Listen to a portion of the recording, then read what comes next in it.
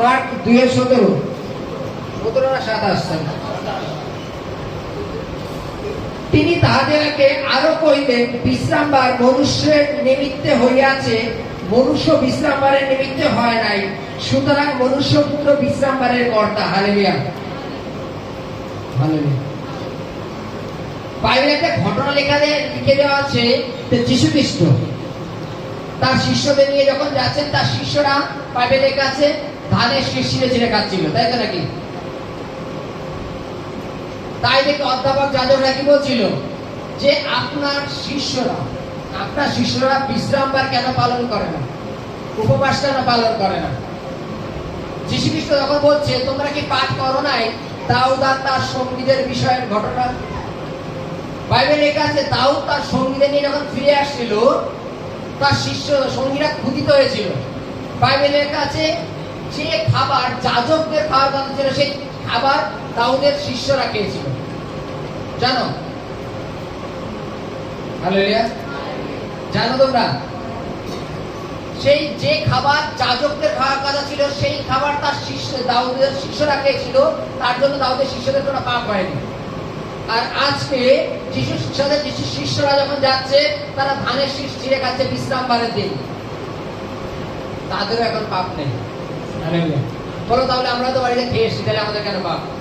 আমরা তো রাস্তায় আসার সময় বিস্কুট, কেক, লাড্ডু কিনে খেয়ে আসতাম, তাহলে আমাদের কেন পাপ? তাই তো।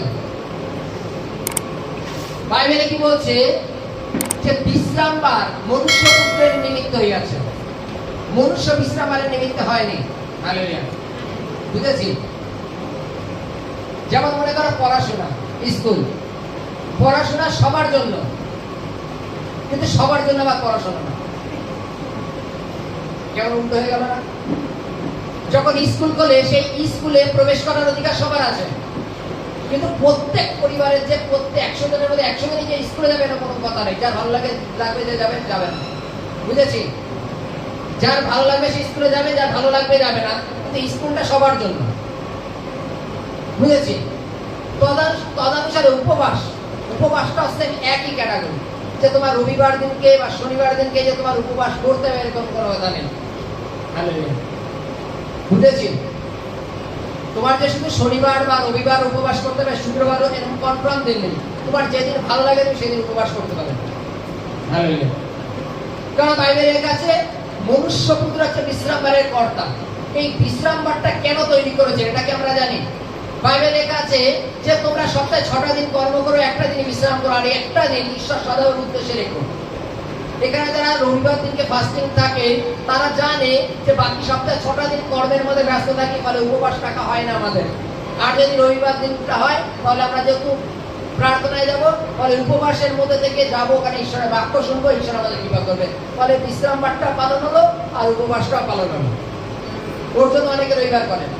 এবার এটাই নয় যে বাধ্যতামূলক যে আপনার রবিবারই করতে হবে।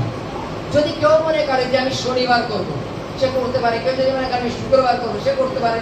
কেউ যদি মনে করে আমি সপ্তাহে 2 দিন করবো, করতে পারে। কোনো বাধ্যতামূলক নেই, কিন্তু উপবাস তোমার করতে হবে।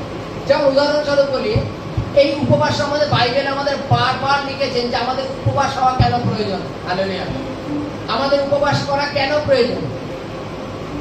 আজকে যেমন উদাহরণস্বরূপ যে মনে করো চাকরিজীবী যদি আমরা দেখি, হালেলুয়া, যদি কেউ মনস্থ করে ফেলেছি যে আমি রবিবার দিনকে উপবাস করবো, আমরা সকলে রবিবার। এবার কালকে তুমি কোনো সরকারি চাকরি পেলে, তোমার ছুটি হয়তো সোমবার পড়েছে কিংবা মঙ্গলবার পড়েছে, রবিবার দিন ছুটি দেয়নি তোমাকে। এবার কর্মের মধ্যে থেকে তুমি এই বিশ্রাম বারটা, উপবাসটা একবারে পালন করতে পারবে না। ওর জন্য তুমি যেদিন বিশ্রাম নিচ্ছ, মানে যেদিন ছুটির দিন, সেই দিন তুমি বিশ্রাম দিন পালন করতে পারবে। হালেলুয়া। এবার আমরা তো অজুহাত খুঁজি যে সপ্তাহে 6টা দিন কাজের মধ্যে থাকি, ঠিক মতো খাওয়া দাওয়া হয় না, রবিবার দিনটা বরঞ্চ বাড়িতে মাংস টাংস হয়, এই দিনকে যদি আবার ফাস্টিং করে তাহলে কি করে হবে? তাহলে ভালো মন্দটা খাবো কবে? তাই তো নাকি? অন্যদিন সকালবেলা কাজে গিয়ে রাত 12টায় আসতে হয়, 11টায় আসতে হয়, ভালো রান্না বান্না না, রবিবার দিনটা ছুটি পড়েছে, একটু ভালো মন্দ খাবো, তাহলে আর উপবাসটা করবো কখন? অনেকে হয়তো বলে যে আমার খুব পানের নেশা, যদি উপবাসই করতে তাহলে পানটাও একদিন বন্ধ হয়ে যাবে, তাহলে কি করে?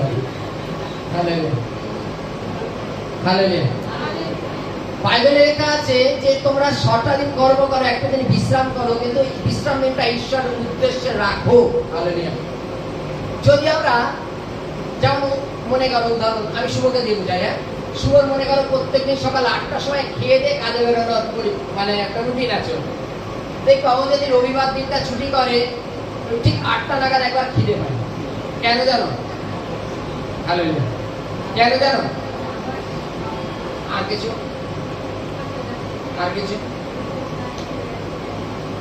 দেখবা পুকুরে যখন মাছ চাষ করে কেউ খাবার দেওয়ার টাইমে ঠিক দেবা মাছগুলো ধারের কাছে আসে। তুমি একদিন যাও নি কিন্তু মাছ ধারের কাছে এসে ঘুরে গেছে টাইম করে, জানো এটা? হালেলুয়া। জানো এটা? তা আমাদের শরীরের যে খাদ্য নালীটা সেটা ঠিক একই কাজ করে, তাদের কাছে তারা করে যায়, জানো? তারা এসে মানে খাদ্যর জন্য হা করে থাকে, খাদ্য না পেয়ে পরে চলে যায়, কিন্তু টাইম টু টাইম আসে, জানো? ঈশ্বর আমাদের শরীরের মধ্যে অনেক কিছু সৃষ্টি করে রেখে দিয়েছেন যেটা আমরা জানি না। বাইবেলে লেখা আছে যে সেম একই টাইমে, এবার শুভ যদি ঠিক ওই টাইমে চলো খিদে পেয়েছে চলো খেয়ে নি আমি, আর যদি ওই মুহূর্তে যদি বাড়িতে যায় তো রবিবার দিনকে লুচি দেরি হয়ে যাচ্ছে বা ভালো ভালো খাবার সামনে, তখন শুভ কি আর বলবে যে আমি এখন উপোস করবো? উপোস আমার দূরে থাক, আগে তো খেয়ে নি। যারা এইরূপ ভাবনায় চলে তারা এখনো মানসিক অভিলাষে চলে। হালেলুয়া। এটা হচ্ছে আমাদের মানসিক অভিলাষ। যদি আমি মনস্থ করে ফেলেছি যে রবিবার দিনকে আমি ফাস্টিং করবো, সমস্ত কাজ বাদ দিয়ে আমি ঈশ্বরের উদ্দেশ্যে ব্যবহার করবো, আর ওই দিন যদি সামনে লুচি রান্না হয় বা ভালো ভালো খাদ্য রান্না হয় আমি উপোসটাকে ভেঙে দিলাম, তাহলে তুমি এখনো শারীরিক অভিলাষে চলেছো। হালেলুয়া। কালকে তো আর লুচি হবে না, আজকে যখন হয়েছে খেয়ে নি। হালেলুয়া। তাহলে আমরা এখনো শারীরিক অভিলাষে চলছি। যদি তুমি ঈশ্বরের উদ্দেশ্যে ওই দিনটা পবিত্র রেখেছো, ঈশ্বরের উদ্দেশ্যে ওই দিনটা আলাদাভাবে রেখেছো, তাহলে কেন তুমি খাবারের দিকে সামনে মানে পড়ে গেলে? খাবারের লোভের মধ্যে কেন পড়ে গেলে আর কেন ওটাকে গ্রহণ করলে? বাইবেল বলছে এটা পাপ। তুমি যখন ঈশ্বর সদর উদ্দেশ্যে বিশ্রাম দিন ঘোষণা করে রেখেছো, বিশ্রাম দিন পালন করা চালু করেছো, তাহলে কেন সরে গেলে? বাইবেলে বলছে যে তোমার কনফার্ম, তুমি যদি এটা বলো মনে করো যে প্রভু ঠিক আছে আজকে যখন রবিবার দিন আমি করতে পারলাম না, সামনে লুচি দেখে আমি ফাস্টিং রাখতে পারলাম না, প্রভু কনফার্মের সাথে বলছি কালকে আমি ফাস্টিং করবো। এটা তো বলো না, এটা তো বলো না নাকি? বলো এটা,